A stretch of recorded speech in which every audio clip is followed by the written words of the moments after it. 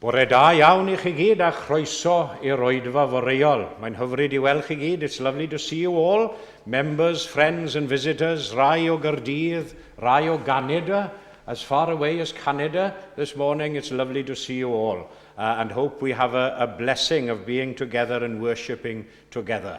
And we join now in our opening hymn, Cant 81, 181. Drwy dy weision ddoi, cyhoeddau starain deiar air yn cerydd barn ryddhad trigaredd yn cydseinio mewn un lle. Croes Calfaria fy'r eich chafbwynt mawr erioed. Cant 81.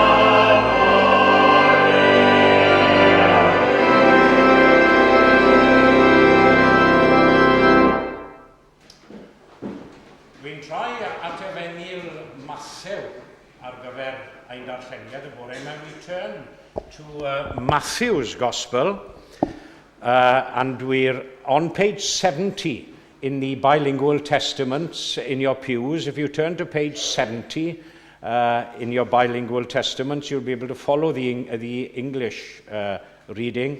Matthew, the very end of chapter 23, the last few verses in chapter 23, and then going on to the first 14 verses of chapter 24.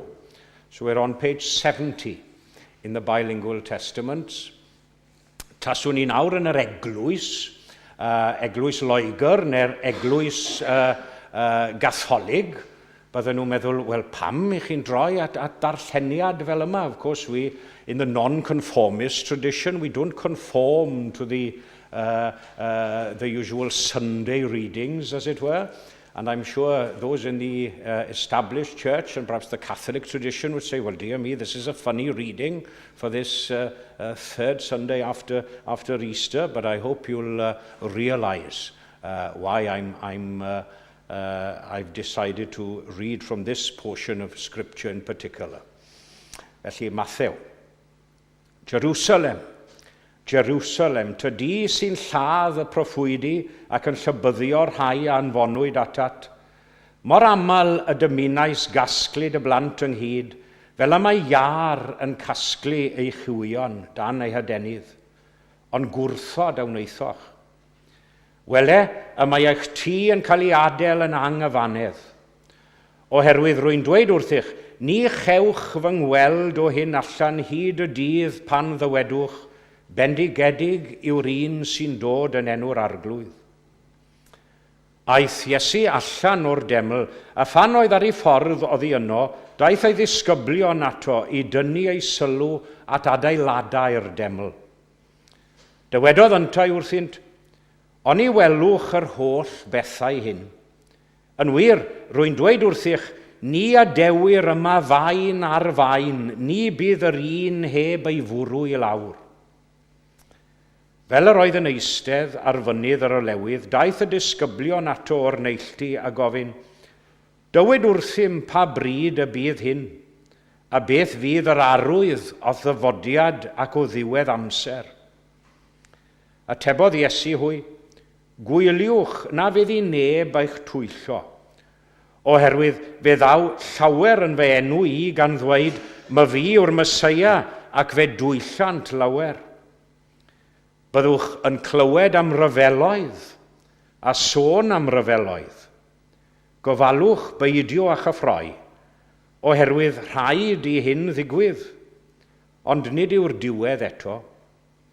O blegyd cyfyd cenedl yn erbyn cenedl, a theyrnas yn erbyn teyrnas, a bydd adegau o newyn a deiar granfeu mewn mannau, ond dechrau'r gwewyr fydd hyn oll.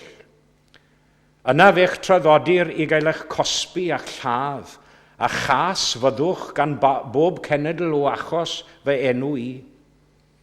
Ar pryd hwnnw bydd llawer yn cwympo ymaith, byddant yn brydychu ei gilydd ac yn casau ei gilydd. Fe gyfyd llawer o broffwydi gau a thwyllant lawer, ac am fod drygioni yn amlhau, bydd cariad llawer iawn yn oeri. Ond, a dyma'r geiriau fyddai'n aros gyda nhw am ychydig ar nes mlaen yn yr oedfa, y sawl sy'n dyfal barhau i'r diwedd, gaiff ei achub. The one who endures to the end will be saved. And this gospel of the kingdom will be proclaimed throughout the whole world as a testimony to all nations, and then the end will come. Ychwanegau Duw i fendith at y darllen a'r gwrando hefyd o'i air. Ac fe unwn ni i ganu ein hymn nesa, our second hymn this morning, number 206, 206.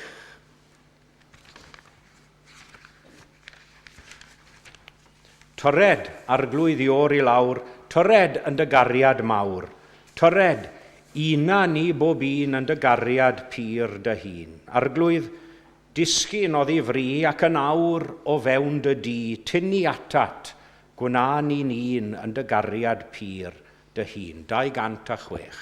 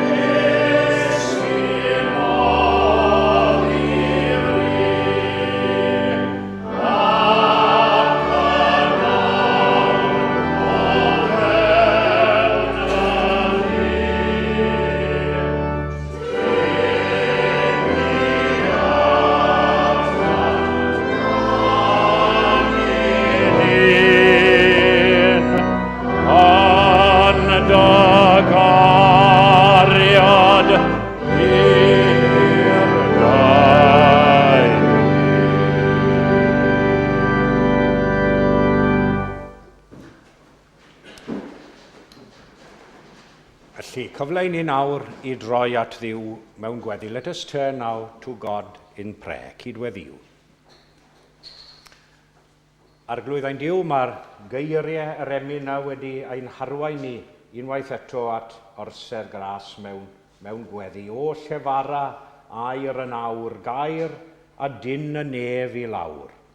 Ninnau gydag engil nen rown y goron ar dy ben. A dyna yw ein braint ni unwaith eto y bore yma, I ddod ynghyd unwaith yn rhagor, yng nghwmni ein gilydd ac yn dy gwmni di, I'th geisio di, I'th addoli di, ac I ymddiried yno ti. A chynorthwyo ni nawr drwy gymorth dy lan ysbryd di, I'th geisio di ac I'th addoli di mewn ysbryd ac mewn gwirionedd. Dar o'n erthu ni nawr I fwrw ymaith pob rhyw rwystyr falle sydd yn dod ryngom ath y di. Almighty and loving God, we thank you once more this morning for the assurance we have that you are with us always. That in you, only that we trust and commit ourselves to you, that we will surely find help during times of trouble. Whatever we face, you have promised to be there to reach out and to comfort us. I ni'n cyffesu'n barod ger dyfron, ein bod ni yn anheilwng iawn, ein hymroddiad yn ffydd ni yn wan iawn ar brydiau. Ac I ni'n ofni ein bod yn cael ein denu gan bethau'r byd hwn yn aml. Ein bod yn euog o frydychu dy enw di, o frydychu dy gariad tuag atom ni. Ond I ni'n diolch I ti eto y bore yma ein diffyg cariad a'n diffyg ymroddiad tuag ata ti. A rwy ti yn dal i'n caru ni ac i'n ceisio ni, a bod ffynhonell gwir gariad yno ti. Os gofyn rhywun beth yw Duw, medda'r emyn, atebw ni mai cariad yw. Fe fflamiodd cariad tri yn un yn rhyfedd at anheilwng ddyn. And we thank you, as always, that your presence and your spirit is here, not only now this morning, but everywhere. That no one is outside of your love and no place beyond your concern. And we bring those people and places to you now in prayer this morning. We thank you that you hold firmly to us, even when we try sometimes perhaps to struggle and stray away from your grasp. We thank you that your patience, although tested so often, is never exhausted. No matter how many times we may let you down as individuals and as humanity. Bendigedig fyddod enw di o Dduw.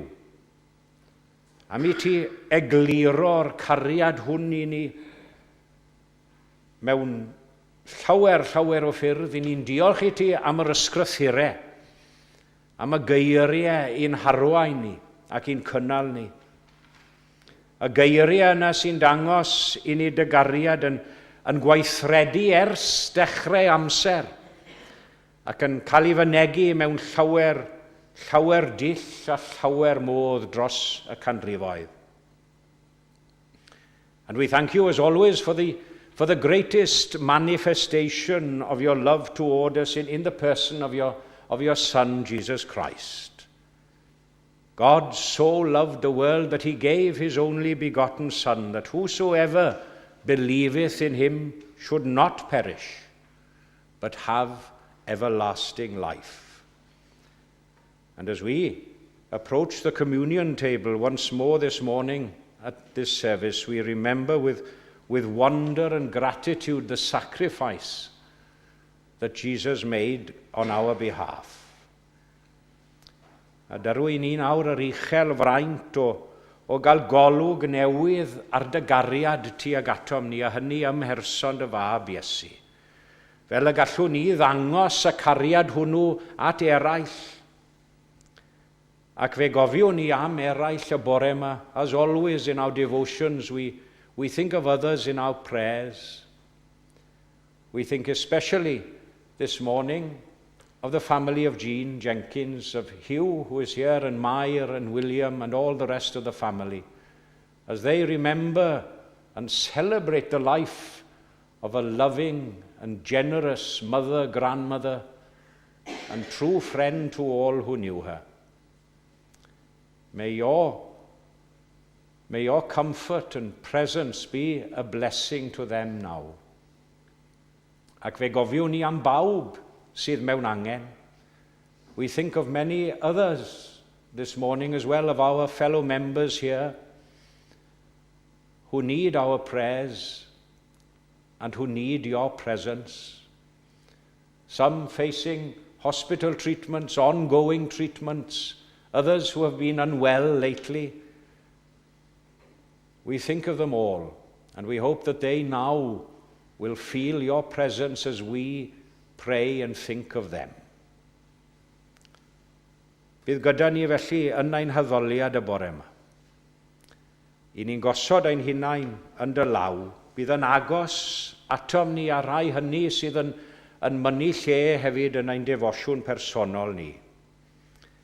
Edrych yn awr mewn trigaredd arno, a derbyn ni yn gymeradwy yn dy olwg wedi maddau ein holl ddiffygion, a mae'n bod yn dod yn enw Iesu ei hun.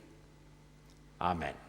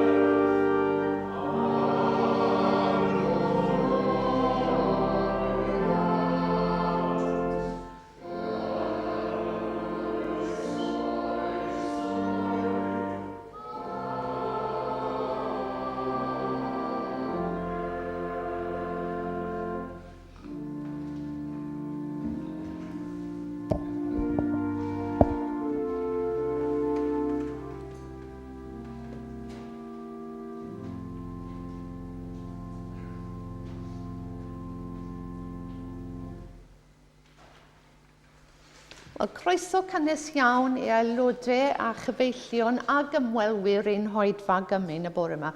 A very warm welcome to members and friends to our communion service.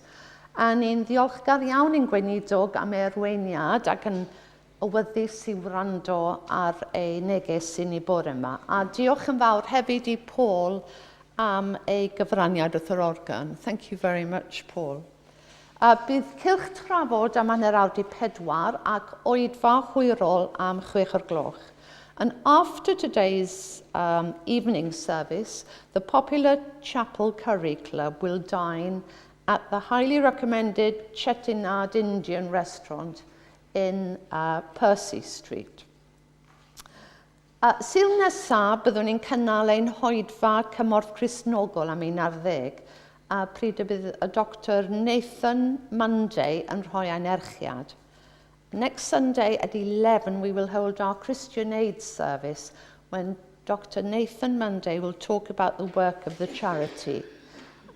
He's a Welsh writer from Carmarthenshire and is the Church Engagement Officer for South East Wales with Christian Aid.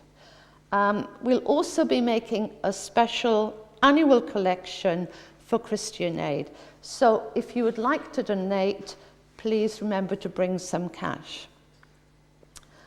Sul nesaf fel arfer bydd cylch trafod am hanner awr 4 ac oedfa hwyrol am 6 gyda'n gweinidog wrth y lliw. Dydd Sadwrn nesaf am 2:00 cynhelir cyfarfod nesaf ein Cymdeithas Pnawn Sadwrn. A ni'n ffodus iawn fod y bardd cadeiriog a chyronog yr athro Dr Mererid Hopwood wedi cytuno i ddod atom i siarad ar y testun Orig gyda'r beirdd. We're very fortunate that next Saturday at 2:00, Professor Dr Mererid Hopwood has agreed to speak to us on the topic of an hour with the bards at our Saturday afternoon society. I think we know that will be a treat. Fel arfer ar ddydd Mercher am hanner dydd, bydd oedfa fer yn y neuadd islaw gyda the a chyfle am sgwrs I ddilyn. On Wednesday, the 18th of May, at 1:05, the next organ recital will be held here with Hugh Crook, former organ scholar at Emmanuel College, Cambridge, who's now the organist and director of music at St Mary's Mortlake, performing. And everyone is welcome. And full details of the 2022 series are to be found in the Gorlan and on the notice board in the lobby and on the hall, in the hall. Mae'n ddrwg iawn gyda fi orfod cyhoeddi a bydd angladd o'n Hanwyl aelodau, sef Mrs Jean Jenkins, ar ddydd Llun, Mau'r 9 am 2:00 yn amlosgfa St Marylebone, East End Road, East Finchley. And estyniwn ein cydymdeimlad dwysaf at Hugh a Mair a'i teuluoedd. It is with regret that I have to announce the funeral of one of our dear members, Mrs Jean Jenkins, on Monday, May the 9th at 2:00 in St Marylebone Crematorium, East End Road, East Finchley. We extend our deepest sympathy to Hugh and Mair and the families. Cofiwch ddod lawr i'r neuadd I gael te a chyfle am sgwrs. Do join us downstairs after the service for tea and fellowship. Ac yn awr, bydd o'n amgylch I dderbyn eich rhoddion. Diolch yn fawr.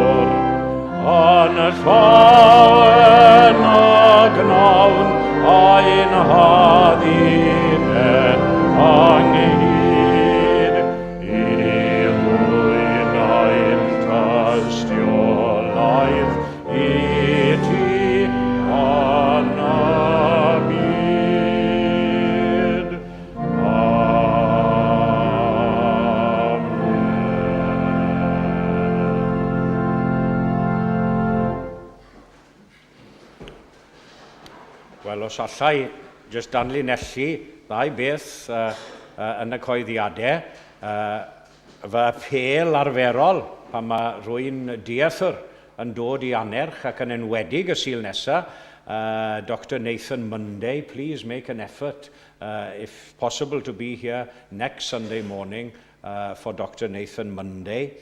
And also, of course, the day before, on the Saturday, for Mererid Hopwood, who I know is an excellent speaker, and I can assure you, if you haven't heard her or been in her presence, you are in for a treat. So please make every effort next Saturday afternoon. I will be mentioning Jean, although not many perhaps of you know that Jean's name was actually Jane, wasn't it? Jane Jenkins, but known by all as Jean.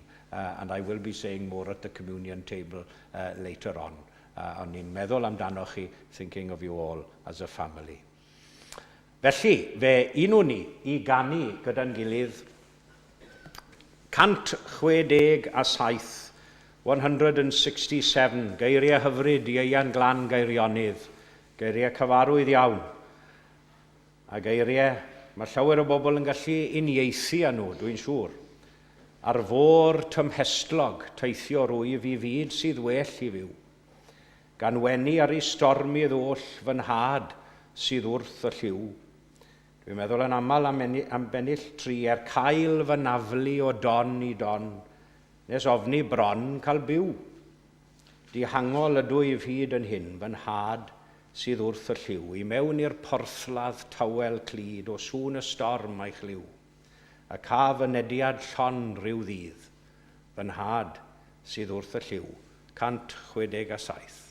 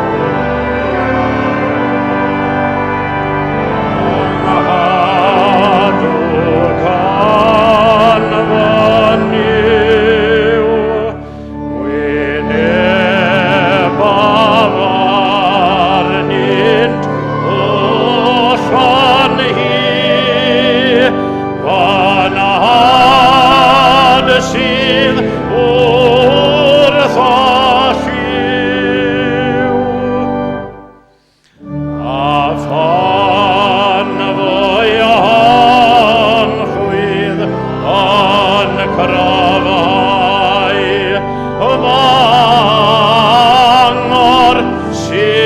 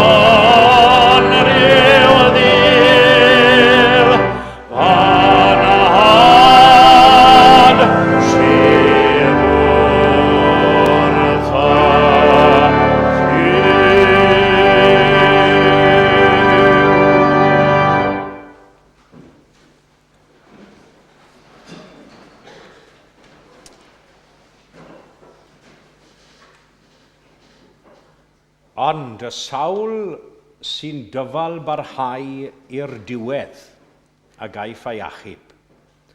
The one who endures to the end will be saved. Chymod, un o'm hoff weithiau cerddorol i yw'r oratorio Elijah, yr Elias gan Mendelssohn. I have many fond memories of great performances of the Elijah in my home village of Penclaw. The choirs of Bethel and Tabernacle would often perform their annual concerts, oratorio concerts, and the Elijah was a great favourite. And you know, amongst all the loud and dramatic choruses, you think of Baal we cry to thee, and the fiery chariots and all of those. There's a quiet, contemplative chorus, very much shorter and more introspective than the others. He that shall endure to the end. Ac oedd yna gyfeithiad Cymraeg ohoni hefyd yn y llawlyfr Moliant Newydd yn y cefn yn adran yr anthemau yn boblogaidd iawn mewn cymanfaoedd canu slawer dydd yr hwn I ben y daeth a barha gaiff ei achub. Yeah? And to put these words into their context, as it were, they were originally spoken by Jesus to the disciples when he sent them out to preach in his name.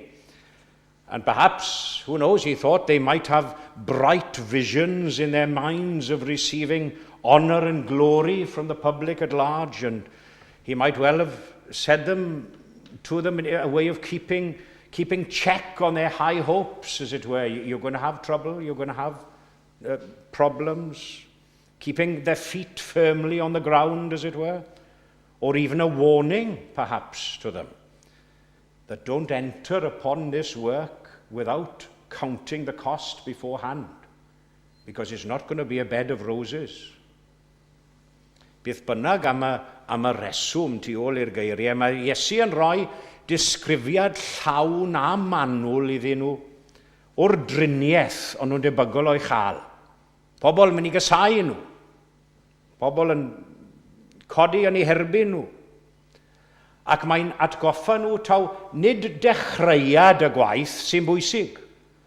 Odi, mae'n bwysig I ddechrau yn y man iawn ac yn y ffordd gywir, ond nid dechreuad y gwaith mewn gwirionedd sy'n bwysig, sy'n dod ar gwobr, ond y sawl sy'n dyfal barhau hyd y diwedd. Ac oni ddylen ni gofio hyn o bryd i'w gilydd. Paul's words to Timothy as well are a very necessary piece of advice to each and every one of us. Be ye faithful unto death. It's not to be faithful for a while or a certain amount of time only, but rather unto death. A chymod mor braf yw gweld person sy'n dal ati mewn unrhyw beth mewn bywyd, yn diwe? Yn ei gyrfa, neu beth bynnag. A dwi ddim yn gwybod am ddim byd arall a byddwn I yn bersonol yn gosod fel uchelgais fy mywyd I na chadw fflam y ffydd yn fyw yn fy ngalon bach I tra bo fi'n para ar y ddeiar yma, tan y diwedd un. Give me oil in my lamp, keep me burning. Now, I'm sure not one of us, as I mentioned a few weeks ago, not one of us are called upon to face such dangers and trials in our public witness to Christ as the disciples were. Dear me, no, not one of us. But we are compelled, aren't we, at times, to associate and interact with people who have no interest whatsoever, no interest or sympathy with our Christian faith and our way of living and our beliefs. Perhaps in the workplace, you might have worked with people who are quite against Christianity. In life in general, perhaps even with fellow family members. Yeah, and friends, we have to walk and talk in an atmosphere sometimes which is totally alien to our Christian faith and belief. Ac I ni'n agored I demtasiynau o bob math a phob maint o'n ni, i frydychu ein ffydd. Mor rwydd yw i wei, o, na fe, newn ni ddim boddran. Mae ein bywydau ni yn un frwydr fawr barhaus. Mae amgylchiadau bywyd, diar mi. Chimod, mae pethau erchill yn gallu dod i gwrdd â ni. Profiadau erchill ofnadw mewn bywyd. Tu mewn a thu allan i ni. A mae'n anodd i barhau, ond yw e weithiau. Mae'n anodd i barhau tan y diwedd. Brwydro o hyd, heb roi fyny, wynebu stormydd yn wedi canu, mae'n rhyfedd. I always say it's wondrous how the organists will choose hymns that go well with a sermon without any consultation. I ni'n gwynebu stormydd bywyd. These storms of life, dim modd i orffwys nes cyrraedd porthladd tawel clud o sŵn y storm eich liw. Tri pheth yn syml ac yn gryno a bore yma. Yn gyntaf, dyfal barhad Cristnogol neu ysbrydol, spiritual or Christian endurance, the thing which differentiates us as Christians from other people in the world. That's my first point.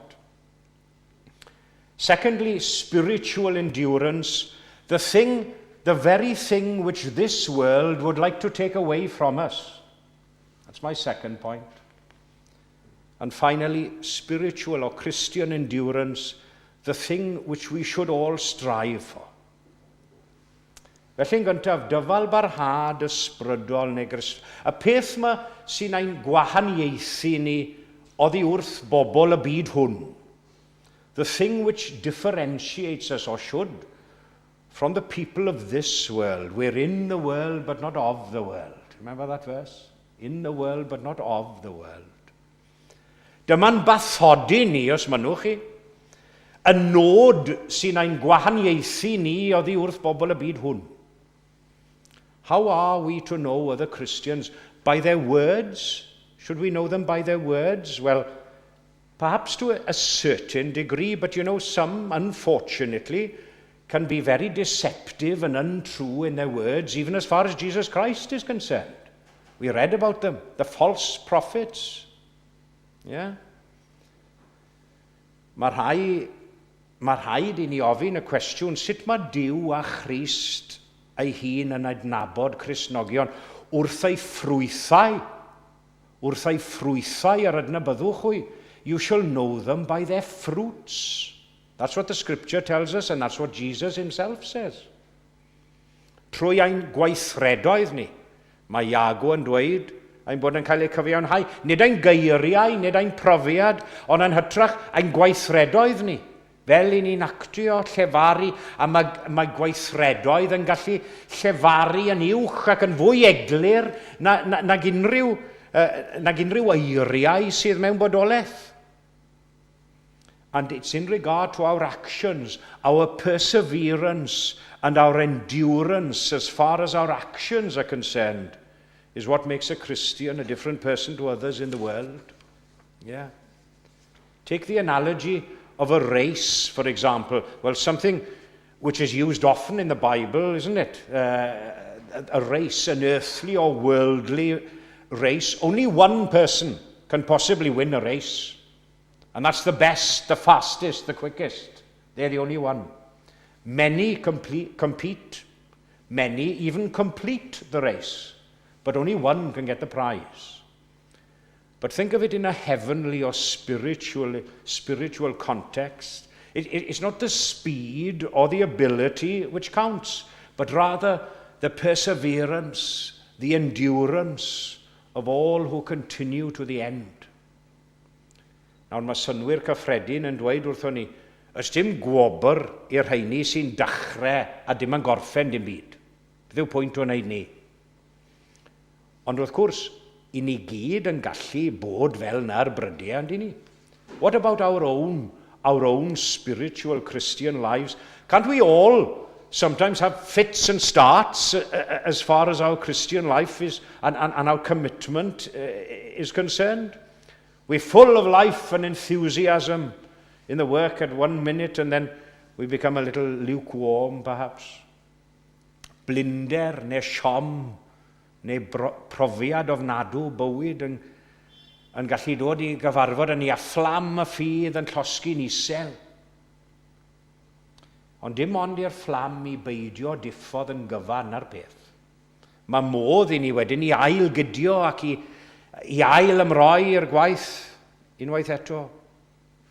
Do you know, I don't know whether you've experienced that acute disappointment, and it is a disappointment, of welcoming a seemingly promising member to church. And somebody you're convinced, or at least hope, is going to be faithful and useful for the rest of their lives. Fantastic. But you know, sadly, things don't always work out like that, and after a while they become a little less faithful, and their attendance and commitment wanes by the side until eventually they've fallen by the wayside completely. And you never see them again. Yeah? Daliwch ati. Keep at it. Keep at it. Achos chi mod, os dim un o blant gwirioneddol Duw yn mynd i ddistryw.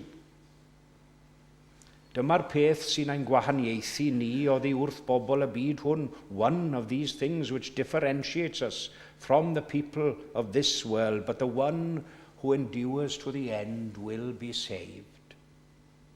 Which leads me to my second point this morning. If spiritual endurance and perseverance is the thing which differentiates us from the people of this world, it's also the very thing which this world would like to take away from us.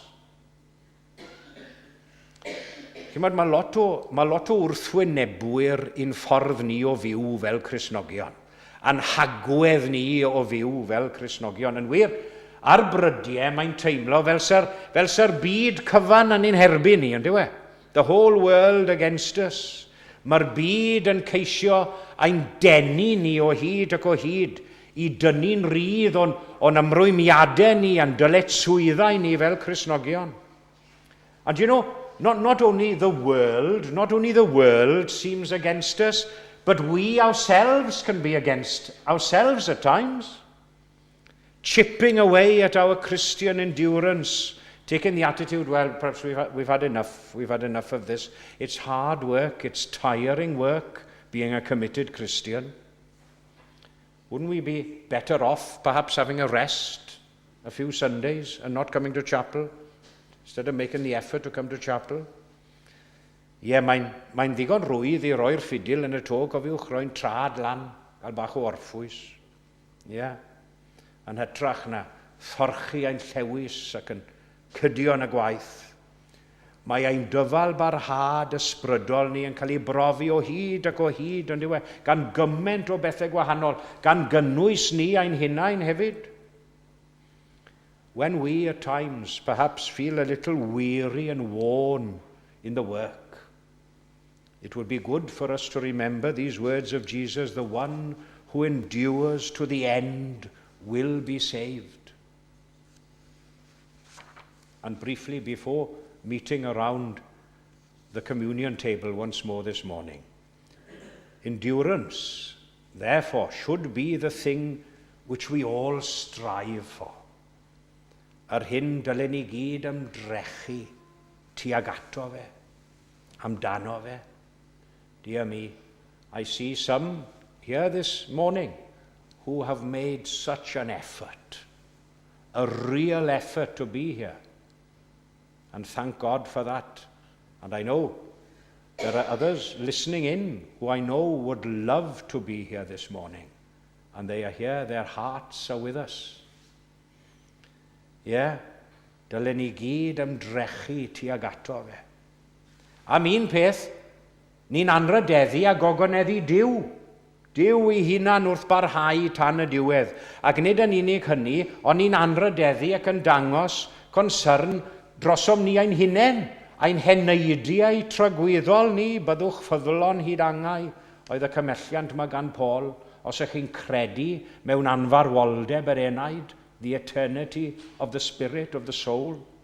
And as well as glorifying God and showing love and concern for ourselves, it goes without saying that endurance to the end will secure a full and fruitful life in the service of others as well. gwasanaethu eraill. And you know, it's only after enduring to the end that we are able to say with conviction those beautiful, beautiful and glorious words in the book of Jude.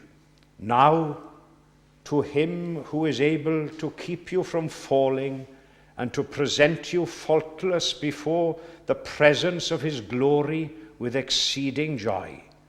To the only wise God our Saviour be glory and majesty, dominion and power both now and forevermore. Os gallwn ni ddweud y geiriau yna gydag argyhoeddiad ac arddeliad, byddwn ni wedi parhau hyd y diwedd yn wir. I have finished the race, ynddo fe. Mi ymdrechais ymdrech deg. Mi a orffennais fy ngyrfa. Mi a gedwais y ffydd. A hynny ar gogoniant i'w enw. Amen.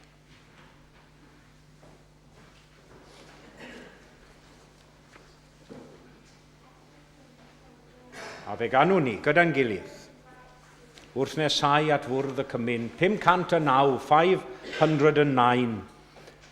O iachawdwriaeth gadarn, o iachawdwriaeth glir, fi dyfais o'ch chyffelib erioed ar fôr na thir. Mae yma rhyw ddirgelion rhy ddyrus un ti ddyn, ac nid oes all ei datrys, ond diwdod mawr ei hun. 509.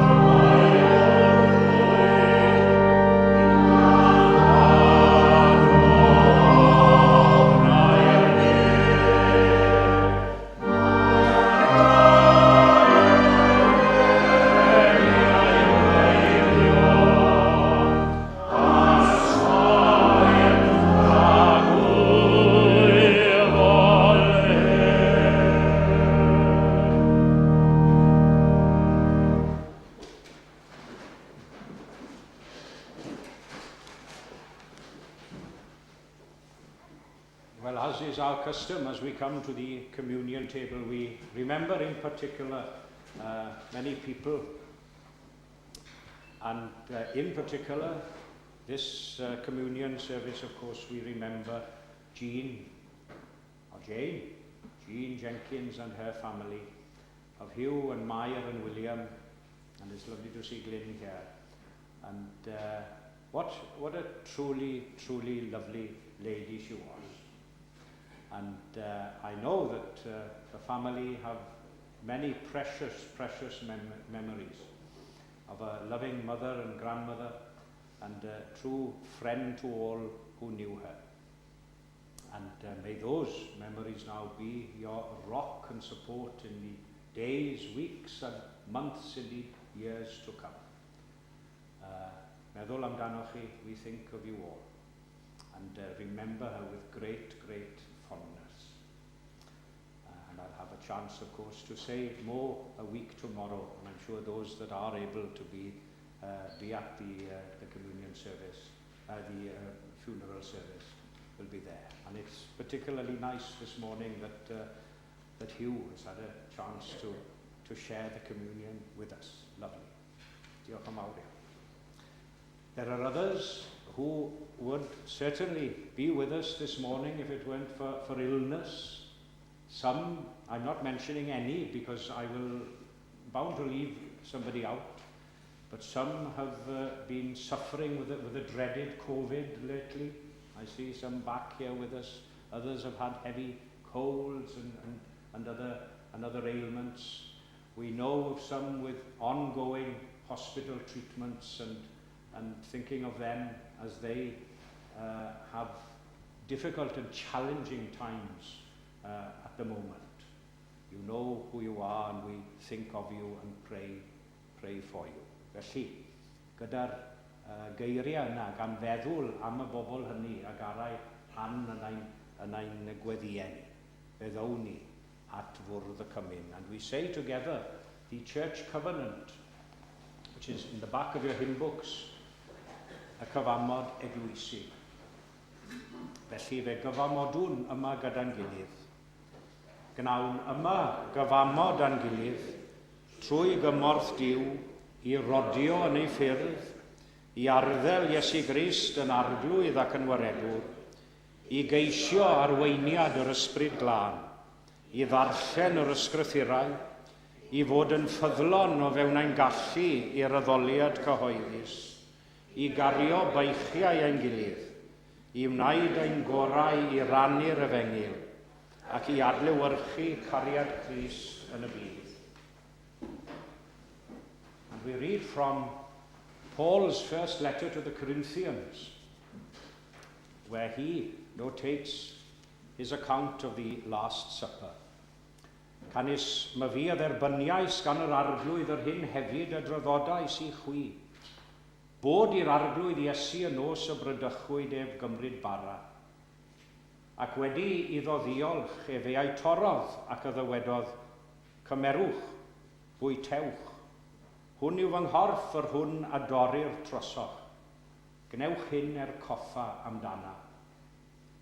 Yn yr un modd ef a gymerodd y cwpan wedi swperi, gan ddywedid, y cwpan hwn yw'r testament newydd yn fy ngwaed. Gnewch hyn cynifer gwaith bynnag yrryfoch coffa amdanaf. Canis cynifer gwaith bynnag y bwytaoch y bara hwn ac yrryfoch y cwpan hwn, y dangoswch farwolaeth yr arglwydd on ei ddelo. Gawn ni droi nawr at Dduw mewn gweddi. Let us turn to God in prayer. Arglwydd ein Duw wrth i ni nesau unwaith eto nawr at fwrdd y cymyn. I ni yma i edrych yn ôl dros yr hyn a fi ac i edrych ymlaen at yr hyn a fydd hefyd. I gofio yr hwn a fi farw ac i gyfarch hefyd yr hwn sydd eto'n fyw. As we now come together to partake of the bread and wine, we are here communing with each other, but more importantly communing with God himself through Jesus Christ.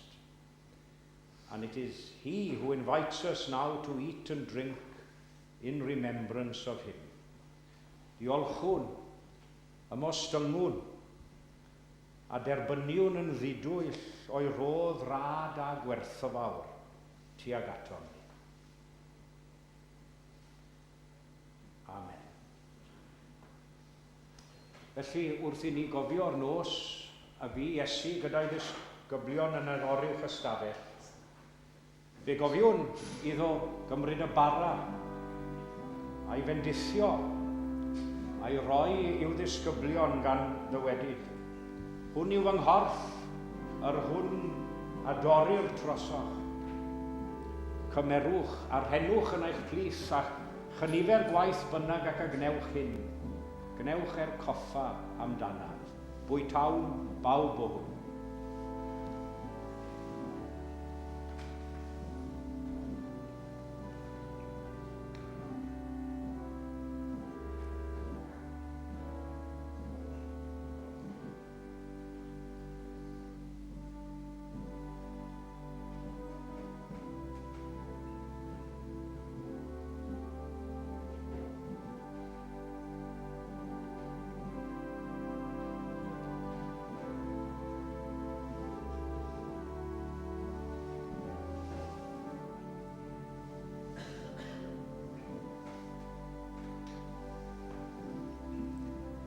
Gofiwn hefyd iddo gymryd y cwpan wedi swperi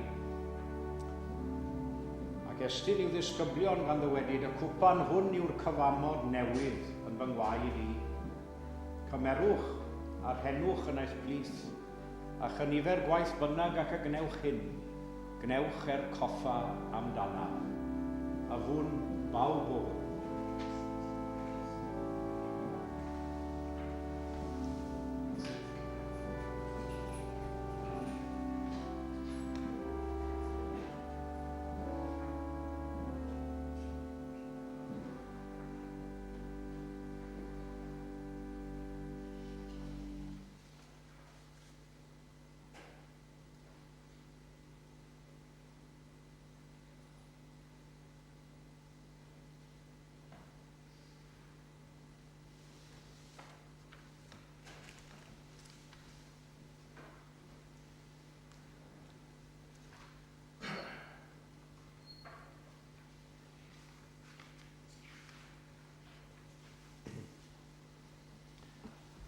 Ac fe ganwn ar ein heistedd, we sing seated to conclude our communion service this morning. 345, 345 o'r fath gyfaith ydyw'r Iesu.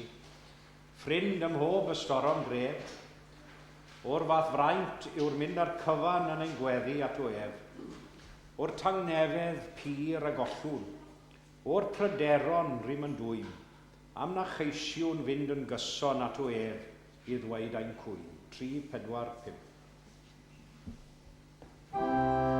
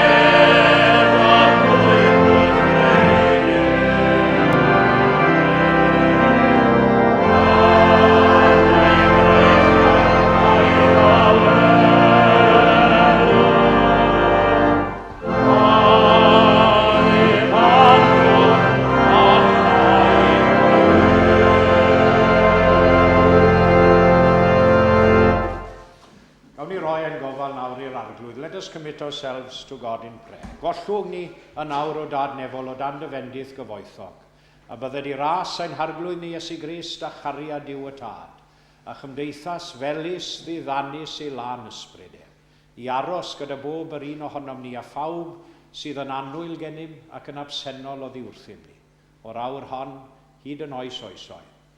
Amen.